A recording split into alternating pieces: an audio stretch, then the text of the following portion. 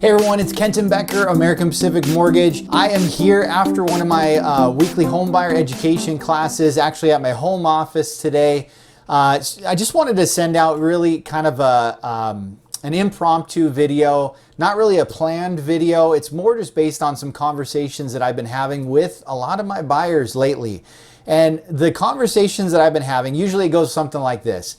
My buyer will say, Kenton, I'm thinking about waiting until next year to buy because interest rates are too high right now. And for me, that just brings flashbacks back from earlier in the year when I had a lot of buyers saying, hey, Kenton, I'm going to wait till next year to buy because I think home prices are too high. Interest rates are too high, home prices are too high. It's very rare for you to be in a market where both are low, where interest rates are low and home prices are low. In the last 20 years, I've probably only seen maybe one market that actually had pretty low home prices as well as interest rates that were low. And a lot of that was just because we were coming off a recession in like 2017, 18, and 19, while interest rates were also kind of dropping down at the same time. And so that just led to a perfect storm for buyers to be able to get into a home at a nice, decent, low price and also get into a decent interest rate. But here's the thing, even those buyers that got into those rates back in 2017 and 18 were generally in the 5s and even the 4s for their interest rate. And many of them refinanced in 2020 and 2021 when interest rates got back down to like 3% or even less. So refinancing was still a good strategy even for them.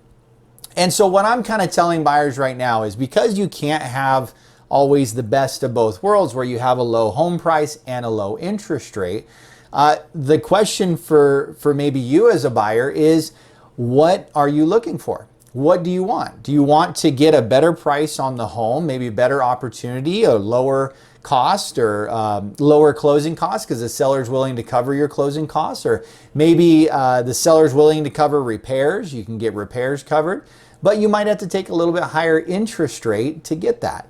And so that could be a good strategy. Or maybe you're saying, no, I want to get a lower interest rate. But you have to realize you may sacrifice out on those better opportunities. Because what we're going to see happen generally is that as interest rates begin to come down, and by the way, over the last couple weeks, they already have dropped almost a full 1% just in the last couple weeks. So we're seeing interest rates now in like the low 6s, where just a few weeks ago they were in close to 7%. So we already are starting to see those interest rates come down. But it's not going to be too long before other buyers start to recognize that and go, oh, now it's a good time to buy a house.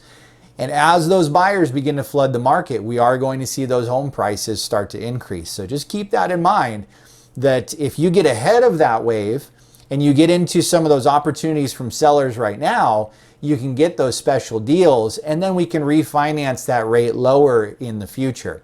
But if you wait too long and you wait to become one of those other buyers that comes into the market when rates drop, you might now be competing with more buyers and ultimately have to pay more for the home, get into bidding wars, all of those things that, again, a lot of buyers earlier in the year were saying, I don't want to be a part of this. So I want to see you become a homeowner. You just might have to pick and choose. What do you want? Better opportunities, maybe higher rates, or do you want lower rates but not as good of opportunities? Again, in my opinion, get the better opportunity on the home and then we'll refinance you in the future as interest rates come down. So just a quick update, kind of some conversations that I'm having with buyers. If you do have any questions on it or you want to start the process, let me know. If you disagree with me, I want to hear from you. Comment below, give me a call, shoot me an email, say, Kenton, nope, you're wrong and here's why. Let me know. I love to hear it. So again, thank you so much for joining me on these weekly tips. I really do appreciate it. Have a great week.